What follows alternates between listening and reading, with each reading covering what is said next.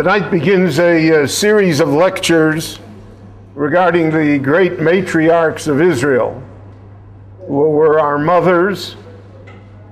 And as I hope we'll see, just as we had a rule in the Torah that Masei Ovos Simon Labonim, that what occurred to our forefathers, what occurred to the Ovos, to Avraham, Yitzchak, and Yaakov, and to the tribes of Israel, was an indication of what would happen later to the Jewish people in their history. That rule follows through just as well regarding our mothers. And therefore the lives of our mothers have a great deal of relevance to us today, and they are not merely to be seen as ancient stories or legends from times past.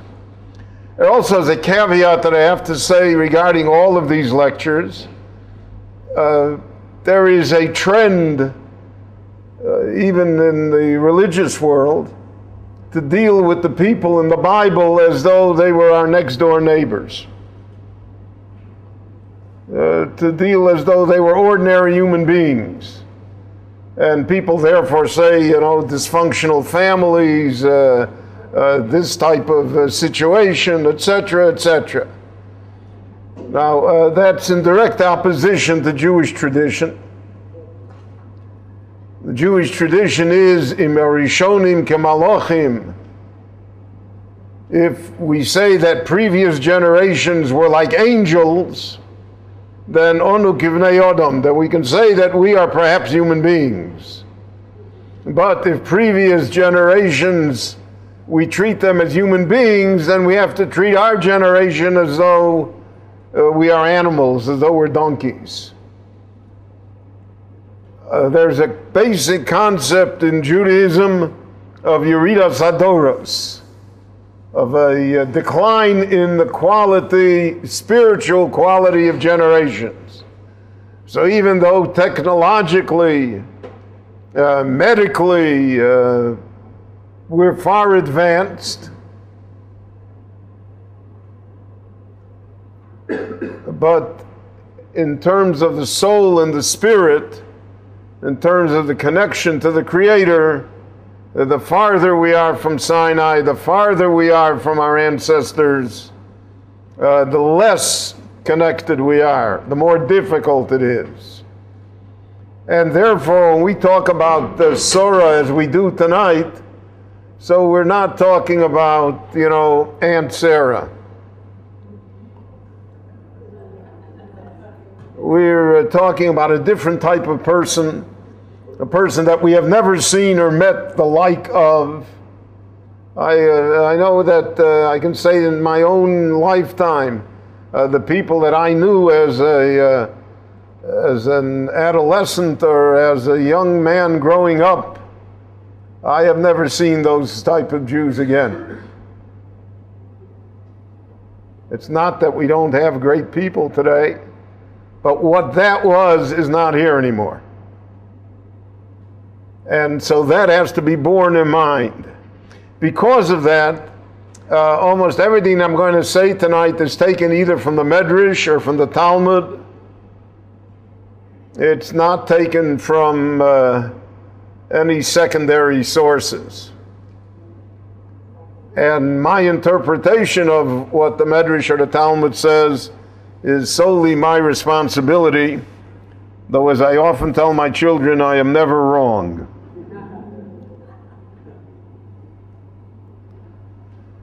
In the Torah we read that Abraham marries Sarai, and then the name is changed to Sarah.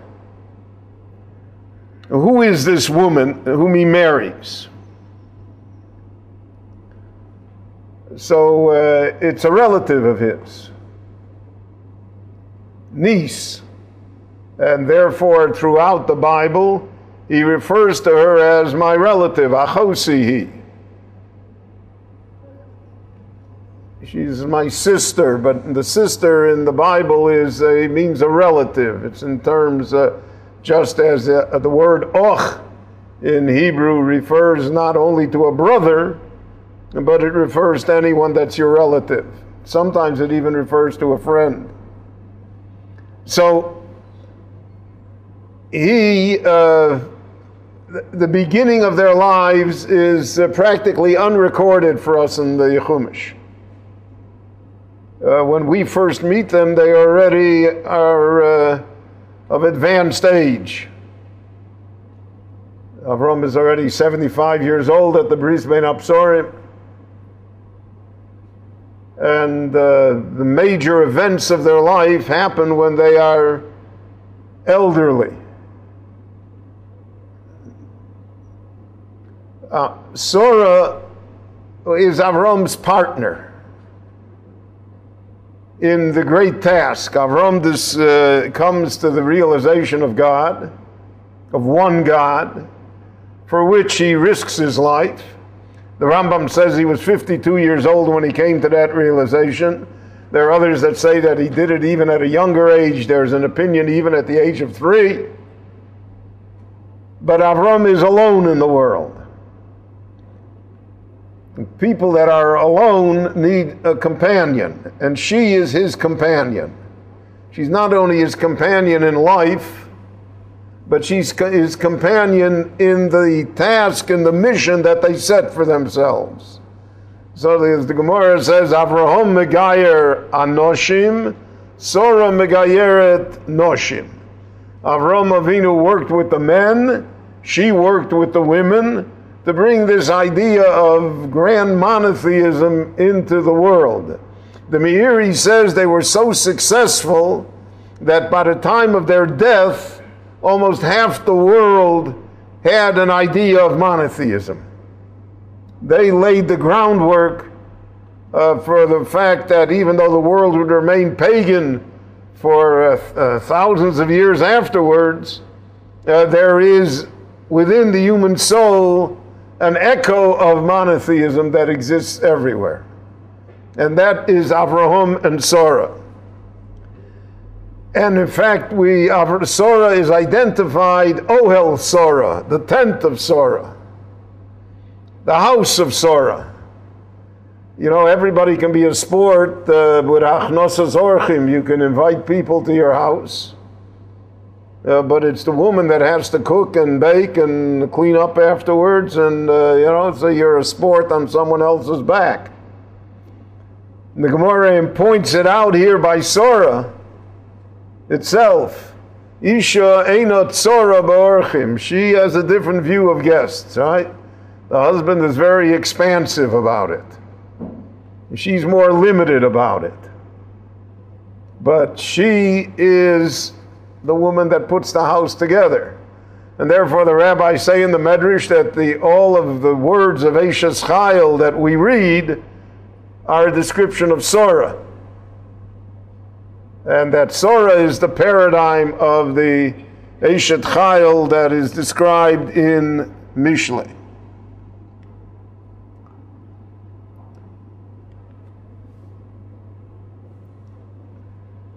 Sarah is a very beautiful woman. All women are beautiful, but some are very beautiful. The rabbis say that ordinary people, ordinary women, look, so to speak, as a chimpanzee looks like a human being. That's how they look in comparison to the beauty of Sarah. And as we know in life, being too beautiful, like being too smart, too anything, brings with it problems. And all of her life we see the problems that she suffers from. Wherever they go, somebody wants to take her. They go to Egypt, Paro takes her. The land of Israel, Avimelech takes her. Og, the Vayovo Hapolit, the one who survived and came and told Avraham the story about the 5 kings and the 4 kings and the war, his sole purpose was to take Sarah away.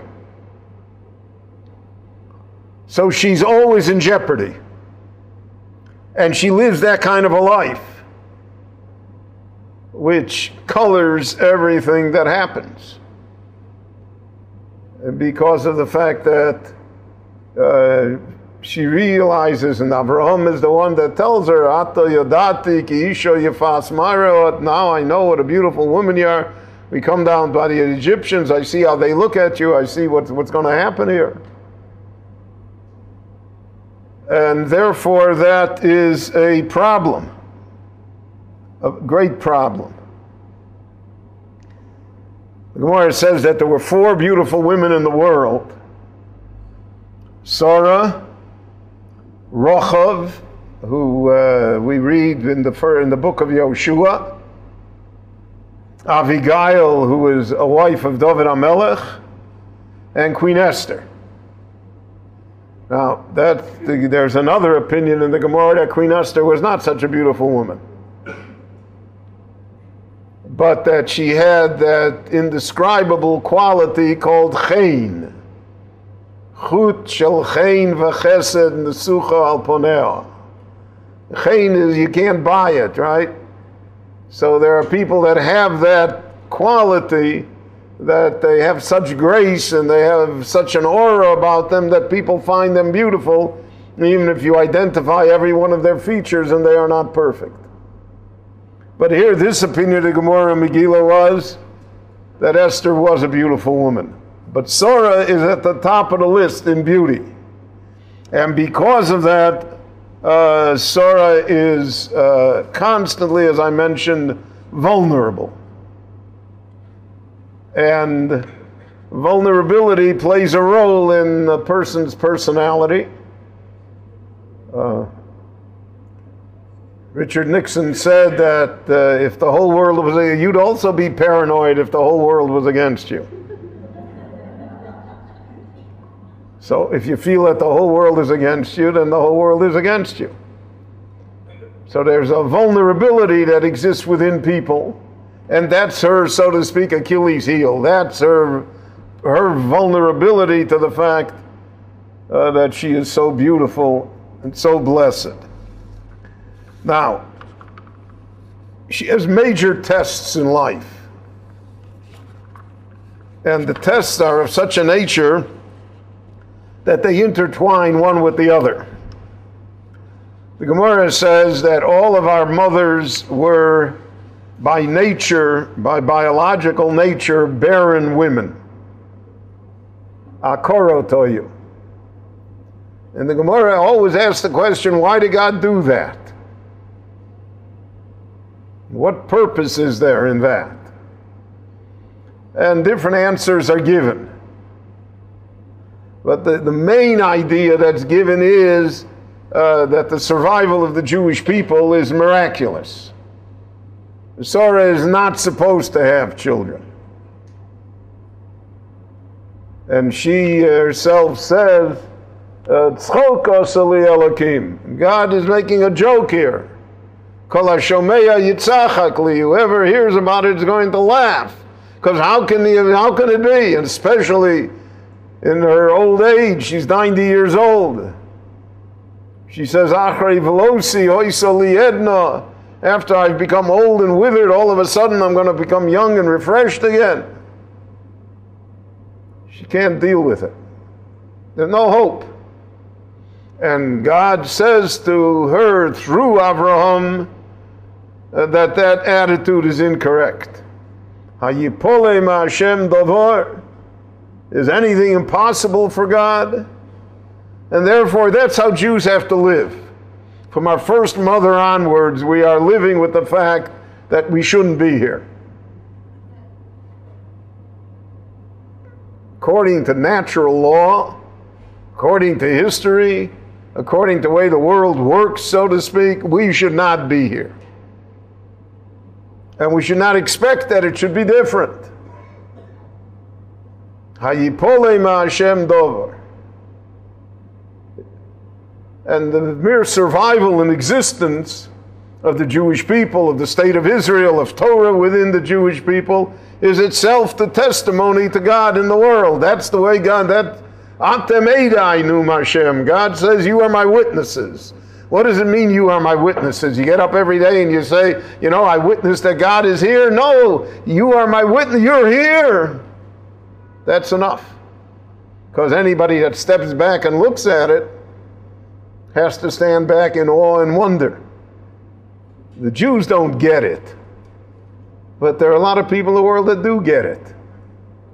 That do understand. And we have the famous posuk in the Novi Malachi, Ani Hashem lo shonisi. I, the Lord God, have not changed. I don't have any new religions gone down the horizon. I'm not politically correct. I'm not cutting-edge progressive. What's the proof of that? Ve'atem b'nei Yaakov lo chilisem. You, the children of Israel, you haven't been destroyed. That's the proof that I'm still here. Because otherwise, how could you be here? So Sarah is the paradigm of that. She's the example of that. She's an Akora of a low blood. She did not give birth. She could not give birth. Gemara says all sorts of biological problems, fertility problems with her.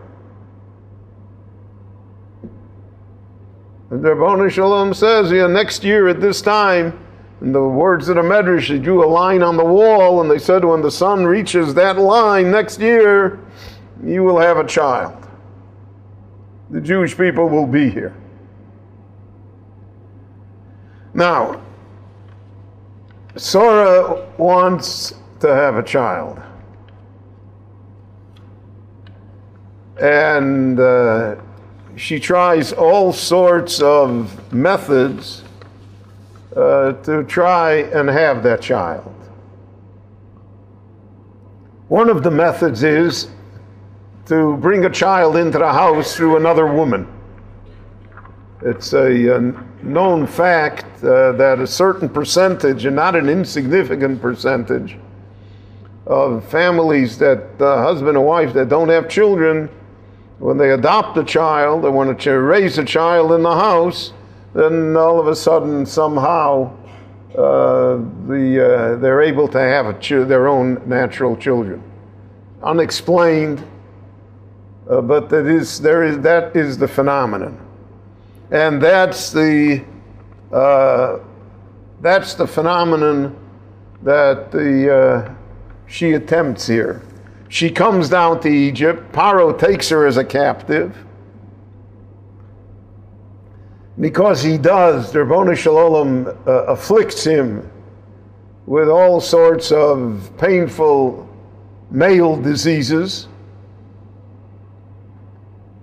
And Paro discovers that she's really the wife of Avraham and not only his relative. And he frees her. Not only frees her, he gives her a great dowry. He makes Avraham a wealthy man. He makes Lot a wealthy man. And one of the gifts that he gives, according to the Medrash, is this maidservant Hagar. Now, Hagar is descended from Chum. The Mefarshim say that from Avraham Avinu, all the world came. So Sarah is descended from Shem, the Semitic, and the Bnei Keturah, where we read about at the end of Avram's life, are from Yefes, and Hagar was from Chum. So that the words in the Torah, Av Hamon Goyim Nesaticha, I have made you the father of many nations, is to be taken literally, because all of the three main races or strains, however we want to identify it within the human condition, all have a relationship to Avraham and to his house. So Paro gives her Hagar. Now, Hagar, and she says, maybe Avraham, you'll marry her. It's a time of polygamy. You have more than one wife. and she'll become pregnant, she'll have a child, we'll have a child in the house, and the child in the house will be able to, I will also be able to have a child. Ulai ibone mimeno. Perhaps I will be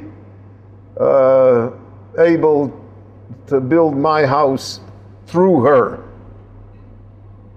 Hagar, the Medrash says as follows, remarkable Medrash. Hoyu matronos bos lishol bishlomo shel Sora.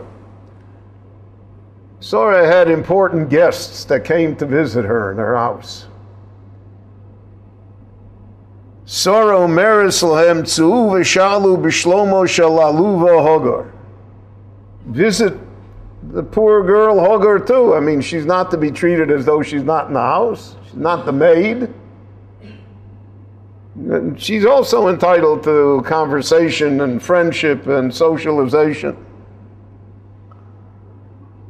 So, what was Hagar's reaction? The problem with Hagar is that she mistakes what happens. So Hagar said to them, Sorai gvirti ein sisra kegluya. You look at Sora, you think you see a pious woman, righteous woman, kind woman. Can't be that she really is that way. It's a little hypocritical. Only on the outside, not on the inside. Nearest tzaddikas, ve'enot tzaddikas. She appears like she's a tzaddikas, a righteous woman, but she really isn't. Why? Ilu hoisa tzaddikas, if she would be such a righteous woman, ru kamashonim shalonis abra. She's married to him for 50 years and they never had a child. She never conceived. Ve'ani b'layla achas nisabarti, and in the first night I became pregnant already.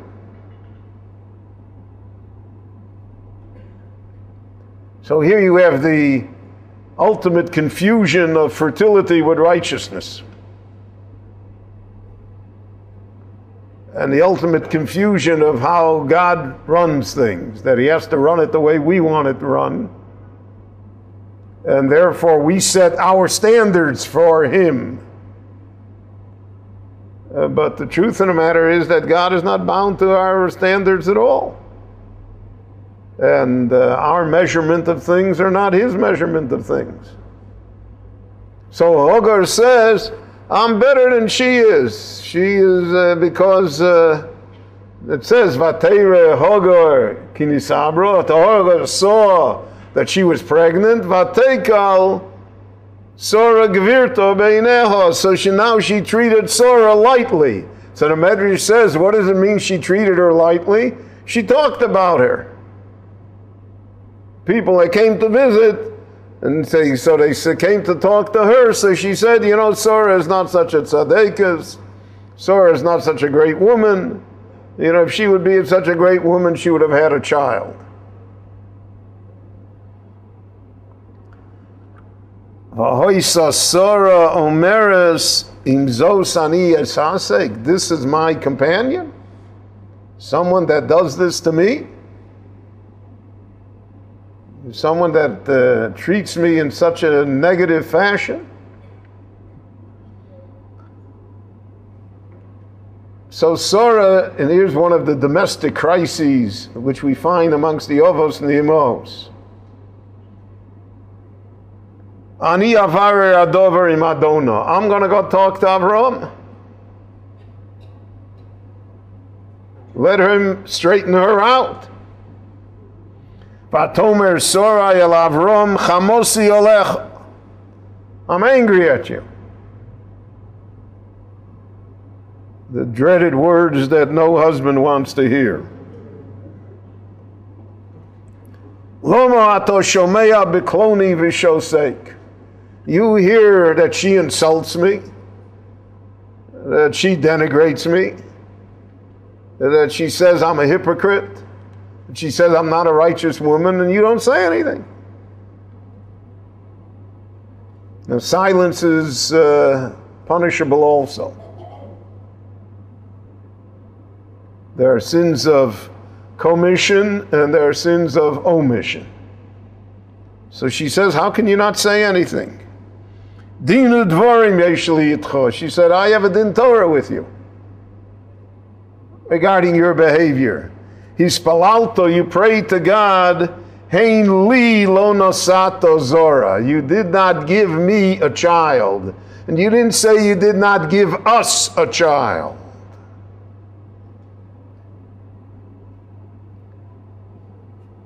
Hashem nosan l'cha. And you see, God gave you a child, right? So Hagar bore a child, Yishmael.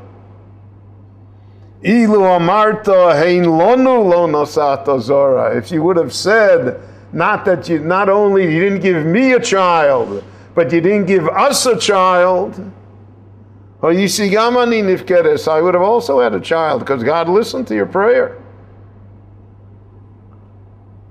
And the Medrash adds, this is in the Medrash in Bereshis Rabbah, that she scratched his face in frustration. Sorta lo befonov. And she said, we're going to Din Torah and God is the judge. Yishpot Hashem beini uveinecha. Let God judge in this matter. The rule is, the Gemara says in Brachos, that you should never refer disputes to heaven. All disputes on this earth should remain on this earth.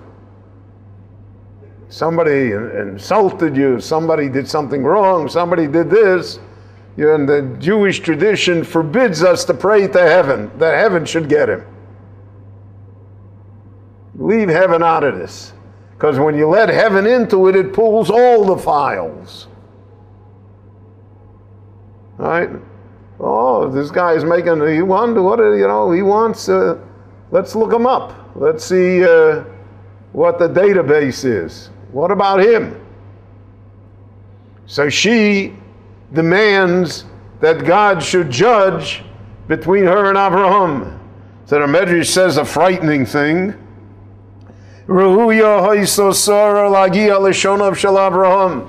Sarah should have lived also to be 175 years old. She dies at 127. But al yedei she'omra yishpot Hashem beini uveino, because she said, let God judge. So in heaven they judged, they took away 48 years.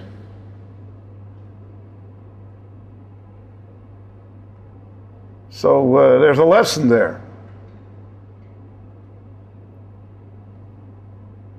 That even domestic disputes should not be referred to heaven.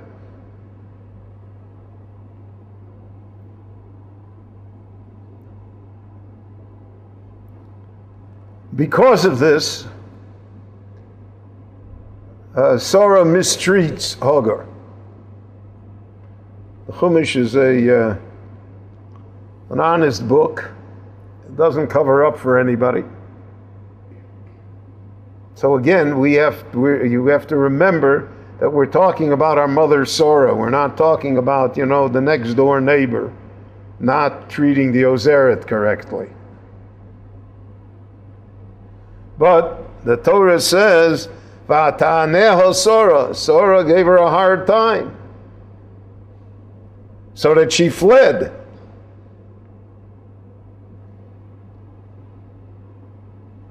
So here we have a piece in the Ramban that is so frightening that I hesitate to say it. But if the Ramban said it, so I'm repeating it. The Ramban says, V'ataneha Sarah. Sarah gave her a hard time, afflicted her. V'ativrach miponeha, until Hagar had to flee and go out in the desert, and she asked, the Malach said, what are you doing here? She said, Sarah gvirti anochi barachas. I'm running away from my mistress, from Sarah. She's driven me out. She makes life so that I have to leave the house. So the Ramban says, quote, Chota Sarah imenu. Our mother Sarah sinned in this matter. be'inui hazeh, in her treatment of Hagar. V'gam Avraham behanicho lasos kain. And Avraham also sinned because he let her do it. So, I mean, poor Avraham is caught in the vice here, right? Sarah says to him, how come you're quiet? And she says these things about me. And then the Rabboni Shalom, and then when he tells her, well, do whatever you want, so then the Rabboni Shalom says, how come you're quiet and you let her do what she wants?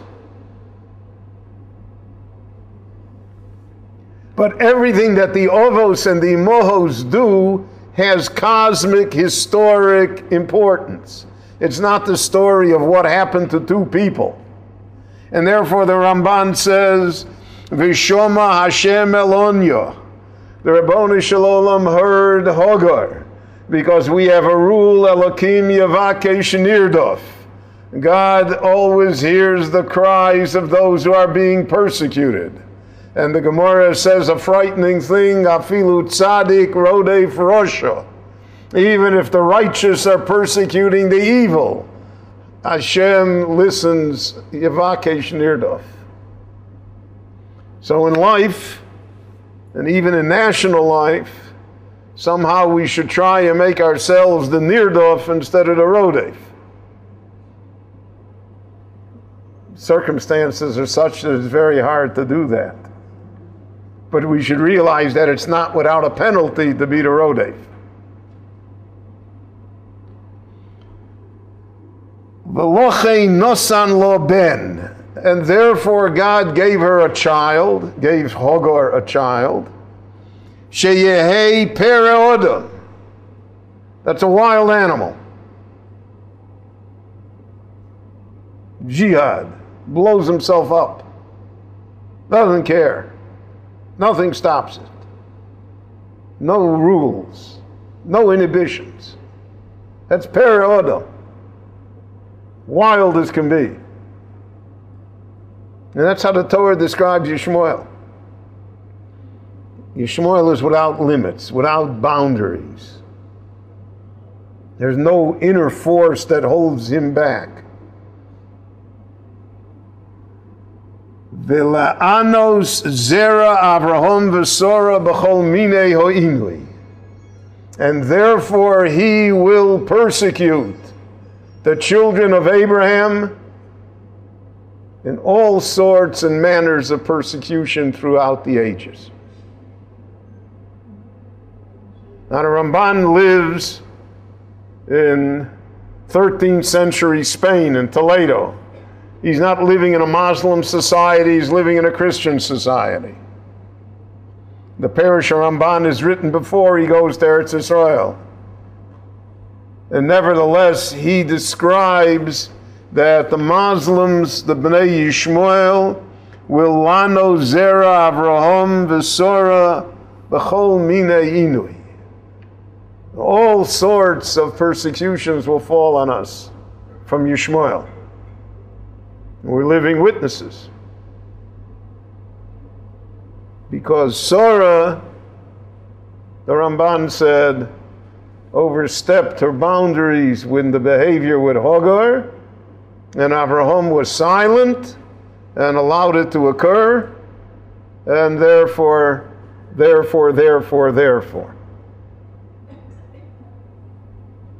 So I'm not here to defend our government, God forbid, but a lot of things are simply out of their hands. Doesn't make any difference. Stand on your head, whatever good idea you have.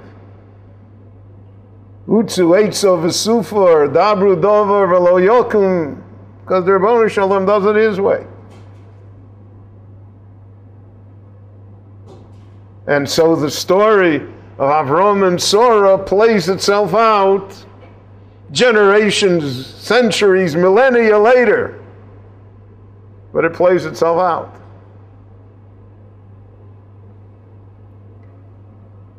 We find in the Torah that a woman came to Avram Avinu to become a Gioris.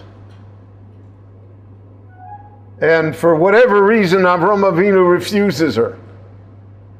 Even though Avraham Avinu accepts almost everybody in the world, but he refuses her. And she later turns out to be a concubine for the son of Esav, and from her is born the tribe of Amalek. So the Gemara says, how did that happen? Because Avram acted out of character. You were av hamon goyim. You're makabel geir. So if you're not makabel anybody, so if you don't accept, you don't accept. You're not in the business, so to speak. But if you accept and you got a sign on your door, strangers welcome, and somebody comes and you don't treat them correctly, so then consequences. And that's the same thing in the story of Sarah and Hagar. Sarah is the righteous woman. She is the pious woman. She is the tzaddikus. But here, because somehow it is not correct, so almost disastrous consequences flow from the matter. Remarkable Ramban, remarkable insight into the Jewish story and into how we're affected by it. Now, Sarah throws Hagar out a second time with Yishmael. So here there's a Tosefta in Sota that describes that scene.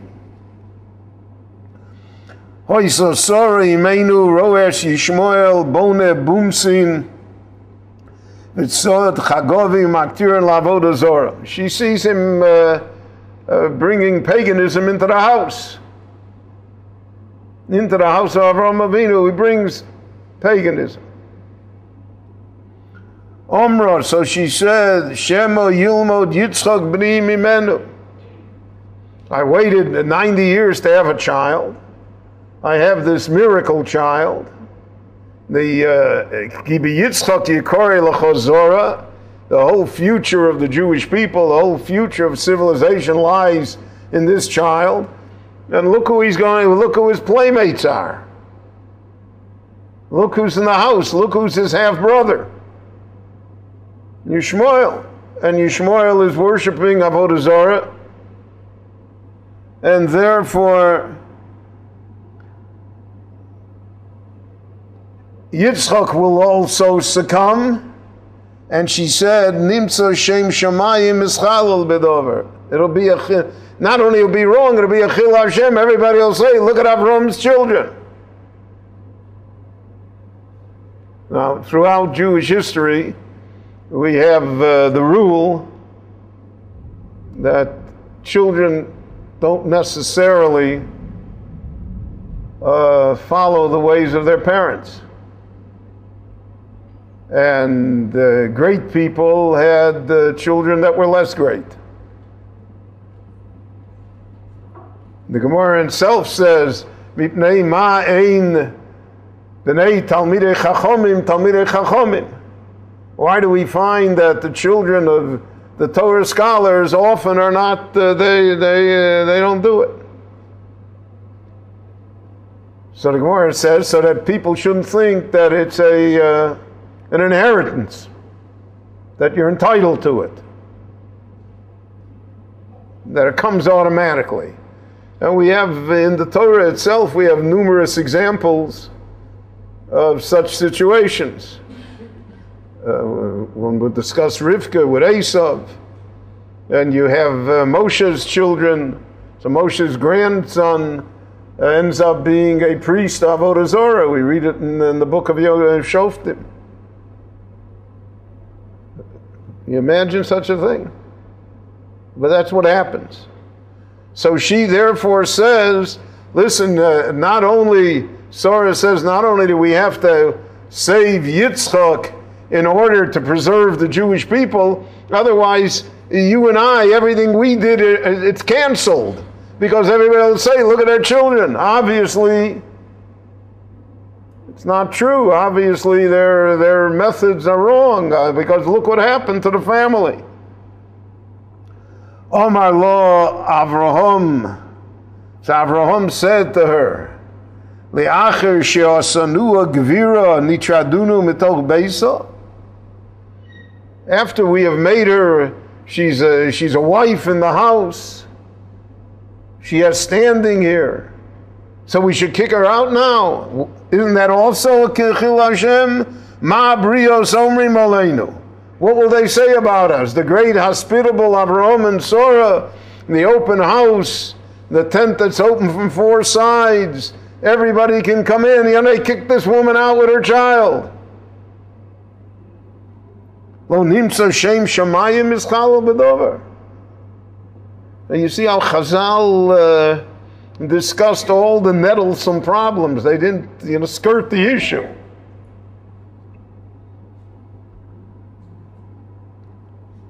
Omra lo. So she said to him, Hoil v'ata omer chilul Hashem b'dover hazeh. Oh, so if you say that it's a question of chilul Hashem, God's name being desecrated, so let's ask God. What does he want us to do? Because you're worried about this chilul Hashem, so let's ask Hashem. What does he say? Yachriya kodesh baruch hu bein dvarai ledvarecha. And that's when God tells him, Kol asher tomar elecha sora shma bekola. In this matter, in weighing the chilul Hashem, so to speak, you do what Sarah says. Because Sarah sees it more clearly than you do. Obviously, because says that Avraham felt badly. Odo's beno, it was his son that he's throwing out of the house. So one can never say that that's an easy moment for anyone, God forbid. But God says, listen to Sarah.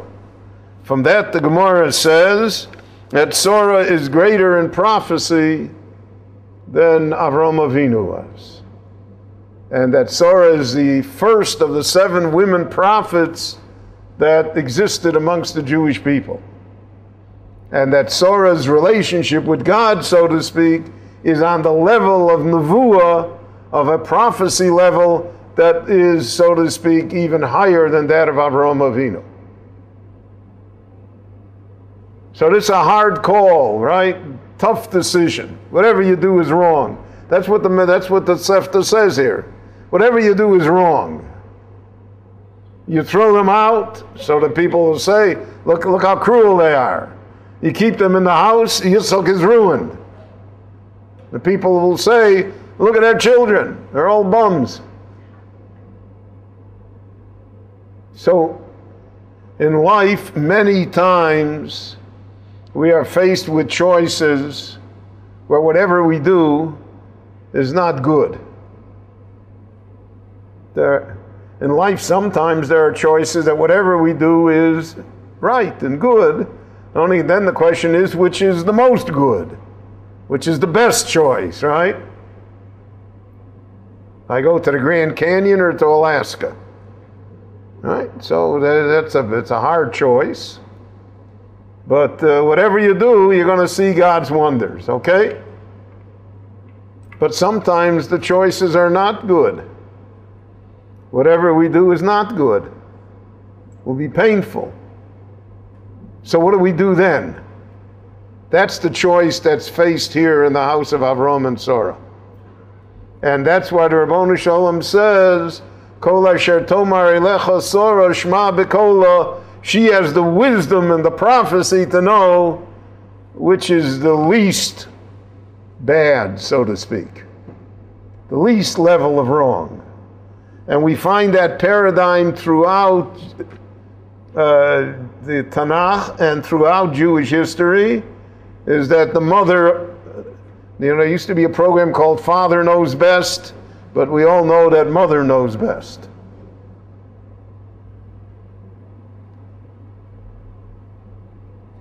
Chochmas noshim bonsa beisa. The wisdom of women is what builds the house of Israel. And the Gemara says that women have a bina yesera, they have a greater insight into things than men do, certainly spiritually, in other ways. And it's now all the psychologists have proven that, you know, men and women are wired differently is the word that they use. So it's a different thing completely. It's not just a different biological thing. So because of that, therefore, Sarah is held to be correct in this very, very difficult thing. The birth of Yitzchak, even then, Sarah is accused of that Avraham is not the father. Rashi quotes there, Leitzone Ador, the people that make fun of everything, for which there is no shortage ever. And we know one wisecrack can destroy, you know, an hour's good lecture. So the Leitzone Ador said, Avimelech nisabra Sarah. Sarah became pregnant from Avimelech, took her into his house. And that's because Sarah herself said, Vadoni zokein. When she it says Vatitzak Sarah bekir bolemor, when she laughed, and she said, how am I going to become young again? I'm so old. And then she added two fateful words. She said, Vadoni zokein, and he's an old man. All right, even if I get there, what's going to be with him? By the way, the Gemara says from there, the rule that for Sholem Bayis you don't have to say everything. Because when God repeated the conversation to Avraham Avinu, so God said to him, Loma zeh tzochaka Sarah lemor. Why did Sarah laugh, saying that she couldn't have a child? But he didn't say to him, he didn't quote that she said, and you're an old man. Because he knew that Avraham would have been hurt by that. So the Rabboni Shalom, the Loshen of the Gemara is Dibra Torah Loshen Badoi. The Torah spoke not exactly the entire truth. Go to Lasholom. Harmony, peace as such. The Gemara says that that was the tactic of Aaron HaKohen to try and settle disputes between people. So he would go to one party and say, you know, the guy didn't really mean it. You misunderstood him. And you go to the other one and he said, you know, the other guy is really ready to make up with you, you know, yeah. When in reality, that may not have been so. But Shalom is an overriding value. And since it's an overriding value, so we're able to shave things, so to speak. It's not outright lies, God forbid, but it's not the 100% the truth either. So Sarah said, Vadoni zokein. My master is an old man. Since she said, my master is an old man, so therefore when she had the child, so the Leitzone Ador said, she herself said that he is not, he's incapable. So therefore it must be Avimelech nisabra Sarah, that she became pregnant from Avimelech, not from Avraham. So again, we have an example of how words are lethal. Even throwaway phrases. That's the words of the Gemara is that the tongue is the most protected of all organs. We've got lips and 32 teeth and everything to try and hold it in. Because once it's said, once it's out, so then there's not much that we can do about it. The Gemara says on the day, which also is a great idea, on the day that Sarah conceived. So the Gemara says, B'shor shenifkeda imenu Sarah, when Sarah was remembered and conceived and gave birth, harbe akoros nifkedu imo.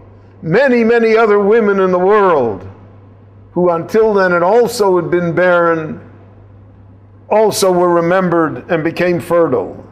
Harbe chershim nispakchu. Many people who were deaf all of a sudden regained their hearing. Harbe sumim nitpatchu. Many people who were sightless were now able to see. Harbe shotim nishtafu. Many people who were foolish and crazy became normal and sane. So that's the medrash in Breishis Rabbah.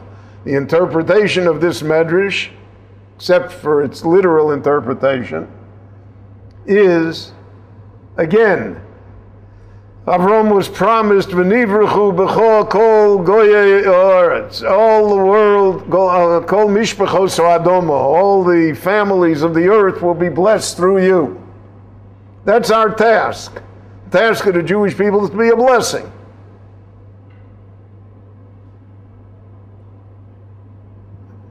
Right, to invent the polio vaccine. To help people. That's our task. That's what God promised Avraham. That through you, all of the world will be blessed. You're the conduit for blessing. So Sarah is also the conduit for blessing.